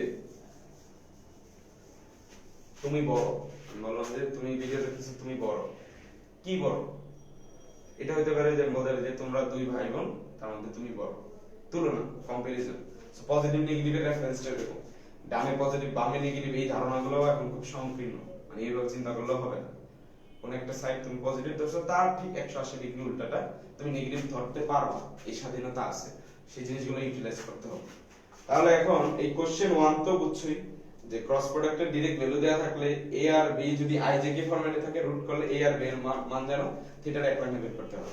কেন আমরা তাহলে এখন আমি যদি লিখি যে ডট প্রোডাক্টের ইউজ বা ডট প্রোডাক্ট সবচেয়ে বেশি কোথায় ইউজ করি, আমি যদি তোমাদের বলি যে মধ্যবর্তী কোণ নির্ণয়, এখন কিন্তু দেখলা যে ক্রস প্রোডাক্টটা কিন্তু কোণ বের করা যায়, বাট ম্যাক্সিমাম সময় ডট প্রোডাক্টে করব, কারণ ম্যাক্সিমাম সময় ক্রস প্রোডাক্টের ডাইরেক্ট ভ্যালুটা দেয়া থাকে না, ওই সাথে এটা বা কোন একটা একক ভেক্টর চলেই আসে, ওইটাকে হ্যান্ডেল করা ডাইরেক্ট করা যেতে যায় না। তো এই জন্য আমরা ম্যাক্সিমাম সময় যদি সেম অপরচুনিটি থাকে অবশ্যই ডটে দিয়ে যাব, কারণ ক্রসে যেতে হলে মডুলাসের দরকার, সেটা সবসময় নাও নিতে পারে। আর কোশ্চেন 2টা একটু কইরা দেখো যে এক লাইনে পারো কিনা। ঠিক আছে, সো এখন হচ্ছে একটা নরমাল হিসাবে আসবে, সেটা দেখো খুব ভালো করে। এটা হচ্ছে a, এটা হচ্ছে b। আমরা মনে আছে কিনা যে a ক্রস b, তার যদি লিখি তাহলে কি আসবে, ab sin থিটা, অবশ্যই ইটা থাকতে হবে, এটা ছিল একক ভেক্টর। বাট এখন যদি আমি কি করি, a ক্রস b এর মডুলাস করি, সেটা কি আসবে, জাস্ট ab sin থিটা, কারণ ডিরেকশনটা ম্যাটার না, শুধু ভ্যালুটা দরকার। এখন দেখো আমি ভ্যালু ওয়াইজ চিন্তা করতে যাই, এখানে তো a ভেক্টর থাকলো, আচ্ছা আমি a ভেক্টর আর b ভেক্টরকে একটু একদম পাশে দিয়ে লিখে বুঝাই যে a হচ্ছে আমার a ভেক্টর, a হচ্ছে আমার b ভেক্টর। বাট a ভেক্টরের দৈর্ঘ্যটা হচ্ছে তার মান, তার মানটাকে ধরলাম a, আর b ভেক্টরের দৈর্ঘ্যটা হচ্ছে b ধরা, মানে এটা হচ্ছে মান প্রকাশ করলাম। ঠিক আছে, এখন জাস্ট আমি একটু একটা জিনিস আঁকি, দেন হচ্ছে একটু কনসেপ্টে বলবো। যে দেখো এইখানে যদি আমি a এর সমান্তরাল নিয়ে আসতাম, আর এখানে যদি আমি b এর সমান্তরাল নিয়ে যেতাম, এটা কি তৈরি হতো, প্যারালেলোগ্রাম বা সমান্তরিক। সো এখন জাস্ট আমার পয়েন্ট থেকে আমি যদি b থেকে a বরাবর কি করতাম, একটা লম্ব টানতাম, আর a আর b এর মধ্যবর্তী অ্যাঙ্গেল যদি থিটা ধরতাম, তাহলে এটা হচ্ছে b, এটা হচ্ছে থিটা। তোমাদের বলছিলাম যে থিটার বিপরীত দিকে আমরা পরবর্তীতে এক লাইনে কি বের করে ফেলবো, যে এই যে দৈর্ঘ্যটা, এটা h ইকুয়াল টু আমাদের আসবে v, কি আসবে, অবশ্যই যেহেতু থিটার বিপরীত দিকে লম্ব, সেজন্য আসবে v sin থিটা। ঠিক আছে, তাহলে এখন এটা ধরো আমার দৈর্ঘ্য, আর এই সমান্তরাল বাহুদ্বয়ের মধ্যবর্তী উচ্চতা হচ্ছে h, যার মান হচ্ছে v sin থিটা। তাহলে এই যে আমার হচ্ছে দৈর্ঘ্য আর সমান্তরাল বাহুদের যে দূরত্ব, সেটা কি হচ্ছে h, সেটার মান কত, v sin থিটা। এই শর্ত অনুসারে যেটা দাঁড়ালো যে a আর b যদি কোনো সমান্তরিকের কি হতো, বাহু হইতো, পুরো সমান্তরিকের যদি ক্ষেত্রফল বের করতে চাও, তোমার শুধু একটা কাজ করা লাগবে, a নিতে হবে এবং a ভেক্টর আর a ভেক্টরের মধ্যবর্তী যে লম্ব দূরত্ব h, যেটার মান আসবে টেকনিক্যালি v sin থিটা। এখন অনেকে বলবে কিভাবে আসছো, যদি কেউ আগে ক্লাস না করো যে থিটার বিপরীত হলে যে আমরা ডাইরেক্ট v sin নেব বা থিটার সাথে ডাইরেক্ট v cos নেব, এগুলো আগে ব্যাখ্যা করে আসছি। আমি বলছিলাম যে পরবর্তীতে আর এক্সপ্লেইন করার সুযোগ নেই, বাট কেউ যদি আগে ফার্স্ট দেখো, তাহলে হচ্ছে এখানে sin থিটার ফর্মুলাটা ইউজ করবা, এই পুরো লম্ব দূরত্বটা h কল্পনা করলে তোমার দেখবে যে অটোমেটিক্যালি v sin থিটা চলে আসবে, বা অনেকে যারা আগে করছে তারা অলরেডি বুঝে গেছে। তাহলে আমরা এটা আসলে দেখলাম যে a ক্রস b এর মডুলাস মানে হচ্ছে a আর b কে সমান্তরিকের কোনো দুইটা বাহু ধরলে তাদের যে টোটাল এরিয়া পাইতাম, এরিয়াটা কিন্তু এই যে বিশাল, হ্যাঁ এই যে পুরাটা হচ্ছে এরিয়া। সো এই এরিয়ার মানটা কত দাঁড়াবে, সেটা দাঁড়াবে হচ্ছে ab sin থিটা। তার মানে আমাকে যখন a ক্রস b এর মডুলাস দেয়া থাকবে, তার মানে হচ্ছে এটা একটা সমান্তরিকের ক্ষেত্রফল অলরেডি দেয়া আছে। তাহলে সমান্তরিকের ক্ষেত্রফল কিভাবে বের করব, a আর b কে সন্নিহিত বাহু ধরলে ক্রস করব, দেন তাদের মডুলাসটা বের করব। তো এখানে আমি ডাইরেক্টলি মডুলাস দেখাই দিলাম, বাট এই মডুলাস বের করার আরো কিছু সুন্দর ওয়ে থাকবে, কিছু পরে যখন আই জে কে একসাথে নিয়ে আসবো খুব ইজিলি হয়ে যাবে। তাহলে প্রথম কাজ হচ্ছে আমরা সামান্তরিকের ক্ষেত্রফল বের করতে হবে এ আর বি কে। যদি কোনো সামান্তরিকের দুইটা সন্নিহিত বাহু ধরা হয়, অবশ্যই সন্নিহিত বাহু, বিপরীত বাহু ধরলে বা হবে না। যেমন এ আর বি যেমন একই পয়েন্ট থেকে বের হচ্ছে, একই পয়েন্ট থেকে বের হতে হবে। এখন এই সব কিছুর মাঝখানে যদি একটা জিনিস চিন্তা করো, আমি যদি বি থেকে এই বরাবর একটা কি করে নিতাম, একটা ভেক্টর দিতাম বি এ ভেক্টর, তাহলে চিন্তা করো তো এই পুরো সামান্তরিকের এইখানে অর্ধেক কি একটা ত্রিভুজ তৈরি হয়েছে, আবার এখানে একটা ত্রিভুজ তৈরি হয়েছে। তো আমাকে যদি বলা হয় যে এ আর বি কোন সামান্তরিকের দুটো সন্নিহিত বাহু না, এটা হচ্ছে কোন ত্রিভুজের দুটো সন্নিহিত বাহু, তাহলে আমাদের কি যে এখানে এইটা এইটা এটা কি এই তিনজন মিলে একটা ত্রিভুজ হয়েছে না। তখন আমি যদি জাস্ট এতটুকু এরিয়া চাইতে মানে চাই, তাহলে পুরোটার কত, অর্ধেক। তাহলে এখন আমি যদি লিখি যে এ ও বি কে কি ত্রিভুজের দুটি সন্নিহিত বাহু ধরলে ত্রিভুজের এরিয়াটা কত আসবে, a ক্রস b এর মডুলাস বের করো। আচ্ছা a ক্রস b এর মডুলাস বের করলে তো তাদেরকে সমান্তরিকের টোটালটা আসবে। আর যেটা যদি সমান্তরিকের সন্নিহিত বাহু নয়, জাস্ট ত্রিভুজের দুটো সন্নিহিত বাহু হয়, তখন এই কর্ণের সাপেক্ষে এই টোটাল এরিয়ার অর্ধেক হচ্ছে এটা, অর্ধেক হচ্ছে এটা। তার মানে তখন এরিয়াটা দাঁড়ায় যাচ্ছে half of a cross b। পয়েন্টটা বুঝতেছো যে ক্রস প্রোডাক্টে যে সমান্তরিকের ক্ষেত্রফল আসছে, আর যদি অর্ধেক করে দেই তখন এটাকে সমান্তরিকের সন্নিহিত বাহু না ধরে যদি ত্রিভুজের সন্নিহিত বাহু ধরতাম, ওই ত্রিভুজের টোটাল এরিয়াটা পেয়ে যেতাম। সো ত্রিভুজ বলো আর সমান্তরিক বলো, তোমাকে কিন্তু আগে ক্রস বের করতে হবে, দেন তার মডুলাস বের করতে হবে। তো ক্রস কিভাবে বের করা যায় এটার কিছু সুন্দর ওয়ে আছে, তো সেটা এখন একটু দেখাবো। একটু যদি বোর্ডে লেখা থাকে একটু লিখে ফেলো, একটু সুন্দর করে লেখো তোমরা খাতায় যে এ আর বি কে সমান্তরিকের দুটি সন্নিহিত বাহু ধরলে ওই পুরো সমান্তরিকের ক্ষেত্রফল হবে a ক্রস b, না a ক্রস b তে একটা ভেক্টর আছে তার মডুলাস, তার মানে a ক্রস b মডুলাস হবে ওই সমান্তরিকের, যেটা হচ্ছে আমরা দেখালাম যে দৈর্ঘ্য আর হচ্ছে ওই যে মধ্যবর্তী লম্ব দূরত্ব আসবে হচ্ছে b sin থিটা। আর সেখানে যদি আমাকে বলে দেয় যে না এটা তো সমান্তরিকের ছিল না, এটা ছিল ত্রিভুজ, ত্রিভুজ হলে হবে কি হবে, সমান্তরিকের অর্ধেক হবে। যদি সমান্তরিক না, বাট যদি হইতো ত্রিভুজ তাহলে দেখো পুরো সমান্তরিকের কতটুকু অংশ, জাস্ট এই যে এতটুকু অংশ, হ্যাঁ এই যে এতটুকু অংশ। সেটা করার জন্য হচ্ছে আমাদের টোটালটা বের করলাম a ক্রস b, অবশ্যই মডুলাস, দেন তাকে দুই দ্বারা ভাগ দেওয়া হচ্ছে অর্ধেক পাই গেল। ঠিক আছে, তো এইখান থেকে হচ্ছে আমরা বুঝতে পারলাম যে সমান্তরিকের ক্ষেত্রফল বা ত্রিভুজের ক্ষেত্রফল পাওয়া যাবে। এখন লাস্ট যেটা, সেটার সাথে অলরেডি তোমরা পরিচিত, কারণ ম্যাথ শুরু করছো আর নির্ণয় করো না, হইতেই পারে না। সো নির্ণয়টা এক্সপ্লেইন করব না, বাট তোমাদের একটা কোশ্চেন দিয়ে দেব এখানে। প্রথমে একটা কোশ্চেন দিলাম, আর অবশ্যই এগুলোর উপর তো তোমার প্র্যাকটিস প্রবলেম দিয়ে দিব, প্র্যাকটিস প্রবলেমগুলো করে ফেলো, এখনই তো করবা। আর ভেক্টরটা ভালো করে করলে তো পুরো নেক্সট চ্যাপ্টারগুলো সেকেন্ড ইয়ার এগুলো তো ইজি হচ্ছে, তাই না? একটু কষ্ট তো করতে হবে।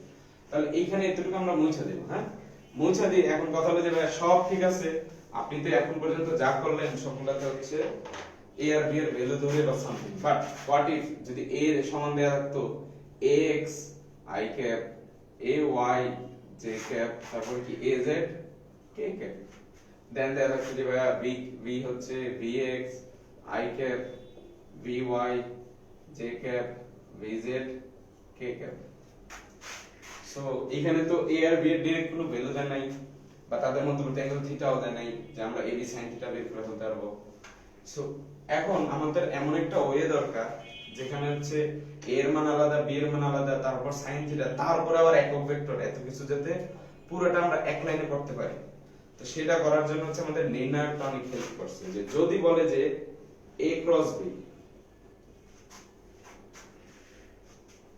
যদি বলে যে a ক্রস b, তাহলে বলছে যে প্রথমে হচ্ছে আয়ত একক ভেক্টরগুলোকে x অক্ষ y অক্ষ z অক্ষ বরাবর একক ভেক্টর দ্বারা পূর্ণ করতে হবে, যেমন i cap j cap k cap. Then আমাকে প্রথম রাশিতে যাইতে হবে a এর যে তিনটা কম্পোনেন্ট ছিল বা উপাংশ ছিল, যেটা হচ্ছে একটা ওই i এর সহগ j এর সহগগুলো ছিল। সো i এর নিচে ওই a ভেক্টরের i এর সহগ, j এর নিচে a ভেক্টরের ay যেটা হচ্ছে j এর সহগ, k এর নিচে হচ্ছে az যেটা হচ্ছে k ক্যাপের সহগ ছিল। দেন হচ্ছে দ্বিতীয়টা আসছে, দেন হচ্ছে এই যে দ্বিতীয়টার সেম হবে by bz। সো এখানে জাস্ট একটা জিনিস মাথায় রাখতে হবে, যাকে আগে বলবে দ্বিতীয় লাইনে সে থাকবে, যে পরে থাকবে সে তৃতীয় লাইনে যাবে। পয়েন্টটা বুঝতে পারছো? এইটা একটু ভালো করে মেইনটেইন করতে হবে। তো এটা করলেই যা পাবা একটা ভেক্টর পাবা, সেটা অটোমেটিকলি কি যে এ আর বি এর ক্রস প্রোডাক্ট একটা ভেক্টর সি ভেক্টর বলছিলাম, সেটা অটোমেটিকলি আমাদের ওই কাঙ্ক্ষিত সি ভেক্টরটা ফরম্যাটে চলে আসবে। কিভাবে চলে আসবে? তো নির্ণায়ক তো জানো, আমি যদি আই নেই, দেখো যে প্লাস আই নিলাম আই ক্যাপ, তাহলে কি আমার এই দৈর্ঘ্য বরাবর আর এই কলম বরাবর পাথ থাকতেছে কি এ ওয়াই বি জেড। কিভাবে কোন দিব? A Y B Z minus A Z B Y. ঠিক আছে, তারপরেরটা হচ্ছে যেহেতু প্রথমে প্লাস আই নিয়েছিলাম, পরে জে নিতে হলে সেটা নিতে হবে কি মাইনাস জে। কিভাবে নিতে হবে? Minus J cap. ঠিক আছে, সো মাইনাস জে ক্যাপ নেওয়ার পর আমি হচ্ছে এই বরাবর ডট মানে এগুলো বাদ দিয়ে দিব, তাহলে থাকতেছে x bz x bz minus az bx az bx, then plus i cap minus j cap, তারপর আবার plus k cap. So then হচ্ছে এই কলাম আর এই রো বাদ দিলে তাহলে থাকতেছে ax by, যে ax by মাইনাস কি থাকবে ay bx ay bx। So এইটা করলে তুমি দেখো এগুলো যদি 1 2 3 বিভিন্ন ভ্যালু হতো, এখানে কিন্তু আলটিমেটলি i ক্যাপের সাথে কোনো একটা শক থাকতো, 1 থাকতে পারতো, 0 থাকতে পারতো, কিছু একটা থাকবে, যে এর সাথেও কিছু শক থাকবে, কি এর সাথে। তা আমি যতক্ষণ বলছিলাম যে i cap j cap k cap থাকা মানেই ওইটা ত্রিমাত্রিক ফরম্যাটে প্রকাশিত আছে। সো এই যে এইটাকে হচ্ছে আমাদের কাঙ্ক্ষিত ওই যে সি ভেক্টর চাইছিলাম না, এইটাই হচ্ছে আমার এই যে কাঙ্ক্ষিত সি ভেক্টর, যেটা হচ্ছে নির্ণায়কের মাধ্যমে করতে হবে। অবশ্যই যেটা আগে সেটা আগে থাকতে হবে, যেটা আগে সেটা হচ্ছে দ্বিতীয় লাইনে দেন বি, তারপর হচ্ছে সবার শেষে হচ্ছে বি। এখন তোমাদেরকে আমি যেটা শিখাতে চাই সেটা হচ্ছে যে দেখো ভেক্টর শুরু করার সময় এইখানে আসার পর স্যাররা কিন্তু একটু থাইমা ছিল, অথবা ডিরেক্ট তোমাদের বলে নিছিল যে নির্ণায়কে এই জিনিসটা শিখছো, তো এই ফরম্যাটটা হচ্ছে নির্ণায়ক ফরম্যাট, সেটা থেকে একটা রাশিতে কিভাবে আসা যায় সেটা হচ্ছে এই প্রসেস ছিল। কেন প্লাস নিয়েছি, কেন মাইনাস নিয়েছি, তারপর প্লাস নিয়েছি, এগুলো কিন্তু আমি তেমন কোনো ব্যাখ্যা দেইনি। এখন তোমাদেরকে আমি একটা কাজ দিতে চাই, যে ধরো তোমার কাছে ধরো 9 এর কোন একটা ছোট বাচ্চা ক্রস প্রোডাক্টটা শিখতে আসছে। এখন কথা হচ্ছে যে এই ফরম্যাটেই দিবা, সে ধরো এই ফরম্যাট বুঝে যে কিভাবে প্রকাশ করতে হয়, তোমার কাজ হচ্ছে তাকে বুঝাইতে হবে নির্ণায়ক এক্সপ্লেইন না করে, মানে নির্ণায়কের কোনো কথা না বলা এই ফরম্যাটটাও আঁকতে পারো, এই পর্যন্ত রাখতে পারো, কিন্তু এই যে এইভাবে প্লাস মাইনাসের যে হিসাবটা সেটা না করে তুমি নির্ণায়ক ছাড়া কাউকে শিখাইতে পারবা কিনা, এটা হচ্ছে আমার একটা কোশ্চেন। যে কোনো সুন্দর ওয়ে আছে কিনা, যেটাতে ধরো যখন আমরা 19 এ করছিলাম না গুণ, তারপরে ওই পাশে বিয়োগ, কোনো না কোনো উপায় করছিলাম। এখন তোমার কাজ হচ্ছে যে তুমি ওই 9 এর ছেলেটাকে নির্ণায়ক যেইভাবে বের করতে হয় সেটা না শিখায়ও এই যে এই লাইনটাই আনবে একটা সহজ প্রসেসে, সেটা দেখাইতে পারবা কিনা, এটা হচ্ছে তোমাদের কাজ। এটা হচ্ছে আমি একদম শেষের দিন একটু শর্ট টাইমে দেখাই দেবো যে কেউ যদি নির্ণায়ক অলরেডি না পারতা তাহলে কিভাবে করতে হতো। বাট আমি ধরে নিয়েছি যে যারা লাইভ ক্লাস করতেছে তারা অলরেডি নির্ণয় করে আসছো, কারণ এমনিই তো 2-3 মাস হয়ে গেছে ক্লাস হয়েছে, তাহলে তো অবশ্যই নির্ণয় হয়ে গেছে। সেই জন্য আমি নির্ণয়টা এক্সপ্লেইন করলাম না। এখন যদি আমি আগে বি নিতাম, এই যে যদি এখন কি হইতো আমার বি ক্রস এ নিতে, তাহলে অবশ্যই মাথায় রাখতাম যে এখানে I cap J cap K cap, B আগে নিতে দ্বিতীয় লাইনটা হয়ে যেত bx by bz, আর তৃতীয়টা হতো এটা ax ay az। এটা স্ট্রিক্টলি মাথায় রাখতে পারলেই কাজ শেষ, বুঝছো? এখন যদি এই ফরম্যাটে দিয়ে আমি বলি যে সামান্তরিকের ক্ষেত্রফল বের করো, a আর b কে সামান্তরিকের যদি শূন্য বাহু ধরে কিভাবে করব? আগে c ভেক্টর বের করে ফেলবো, a ক্রস b বের করে ফেলবো, তো এই ফরম্যাটে আসবে, যেখানে ধরো কোনো ভাবে আমি জাস্ট বলে দিলাম যে সাপোজ এই যে a ক্রস b এর ভ্যালু আসলো এরকম আসলো 2i i cap minus 2i j cap plus 4k cap আসতেই পারে, এটা র্যান্ডম।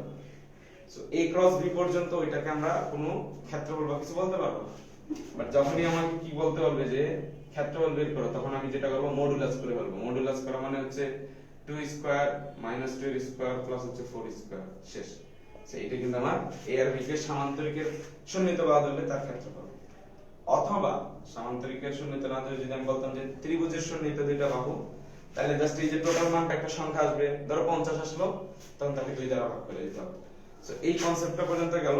এখন আমাদের শুধু লাস্ট একটা কনসেপ্টই বাকি, সেই কনসেপ্ট থেকে আমরা হচ্ছে বাকি জিনিসগুলো প্রুফ করে বলতে পারবো। সো অবশ্যই ক্রস প্রোডাক্ট রিলেটেড কিছু ম্যাথ দেখাইতে হবে, নেক্সট দিন আমি একটু দেখাবো। তারপর হচ্ছে আমাদের হচ্ছে মেবি আপেক্ষিক বেগ না হচ্ছে তোমার calculus, maybe calculus. So calculus আর আপেক্ষিক বেগ, এইখানে যে তিনটা ক্লাস হবে, সেই তিনটা ক্লাসই হচ্ছে যে তোমাদের ফার্স্ট ইয়ারে পড়াবেনটা সবচেয়ে কম বুঝতে পারবে। আপেক্ষিক বেগ, আপেক্ষিক বেগ এবং কি তোমার এই যে ক্যালকুলাসের কনসেপ্টটা। সো আমরা হচ্ছে এই জন্য বলবো যে নেক্সট যে তিনটা ক্লাস থাকবে এটা হচ্ছে সুপার ইম্পর্টেন্ট। আর অবশ্যই ক্রস প্রোডাক্টের অনেক কিছু সেশনে আমি হচ্ছে নেক্সট দিন আরেকটা কনসেপ্ট আলোচনা করব, সেই কনসেপ্ট আলোচনা করার সাথে সাথে ম্যাথ করাই দিব, দেন হচ্ছে আমরা ক্যালকুলাস অথবা আপেক্ষিক বেগ যেটা আমাদের ক্লাস অনুযায়ী দেয়া সেটা আমরা করব। সো আমি তোমাদের রিকোয়েস্ট করব যে আপেক্ষিক বেগ এবং হচ্ছে ক্যালকুলাস এই তিনটা ক্লাস দয়া করে তোমার যত ভালো ফ্রেন্ড থাকবে সবাইকে জানাই রাখো, কারণ এই তিনটা ক্লাসে মানে আমি বেসিকের এত অনেক ডিটেইলস আলোচনা করব, যেটা দিয়ে তুমি হচ্ছে এনি টাইম এনিওয়্যার এই কনসেপ্টগুলোতে তুমি তোমার মতো করে চিন্তা ভাবনা করে ম্যাথগুলো গুছিয়ে নিতে পারবে। সো ম্যাথে তোমরা ইন্টিগ্রেশন ডিফারেন্সিয়েশন পড়বা, সেখানে দুইটা চ্যাপ্টার আছে, দুইটা চ্যাপ্টারে মিনিমাম 3 থেকে 4 মাস সময় দিতে হবে। ম্যাথে ডিফারেন্সিয়েশন আর ইন্টিগ্রেশন মিনিমাম 3 থেকে 4 মাস। তাহলে ওই এত কিছু করার আগে তার যে বেসিকটা দরকার সেই বেসিকটা আমি তোমাকে দিয়ে দেব। আমি ইন্টিগ্রেশনে ম্যাথ করাবো না, বেশি ডিফারেন্সিয়েশনে করাবো না, বাট আমি যে বেসিকটা দেব সেই বেসিকটা সুপার ইম্পর্টেন্ট। আর তখন তোমরা বুঝে ফেলতে পারবা যে এই যে ক্যালকুলাস একটা শাখা, এটা কেন মানে ম্যাথমেটিক্সের একটা অন্যরকম নজরে দেখা হয়, কেন এটা গুরুত্বপূর্ণ আর কত কিছু কিভাবে হেল্প করতে পারে। সো লাস্টের তিনটা ক্লাস আমার মনে হয় যে এই পর্যন্ত চাইলে অনেকেই হয়তো বা অনেক বেসিক ক্লিয়ার হয়েছে বা আগে থেকেই জানতাম, বাট আমরা আপেক্ষিক বেগে চেষ্টা করবো যে আমাদের এই গত ক্লাসের মানে আগের ক্লাসগুলো অনুযায়ী ওই জিনিসগুলো কত সুন্দর করে হ্যান্ডেল করতে পারি। তারপর হচ্ছে ভেক্টর ক্যালকুলাসের একটা স্বচ্ছ ধারণা থাকবে, যে ক্যালকুলাসটা তোমাদের হচ্ছে কি প্রতিটা চ্যাপ্টারে ইন্টিগ্রেশন অথবা ডিফারেন্সিয়েশন রিলেটেড কিছু করতেই হবে, তোমাদের মাস্ট করতে হবে। সো যদি বেসিকটা পাওয়া যাও তখন হচ্ছে তুমি কমফোর্ট হয়ে যাবে কখন মানে ডিফারেন্সিয়েশন কখন অন্তরীকরণ। ঠিক আছে, তাহলে সবাই ভালো থাকো, আসসালামু আলাইকুম।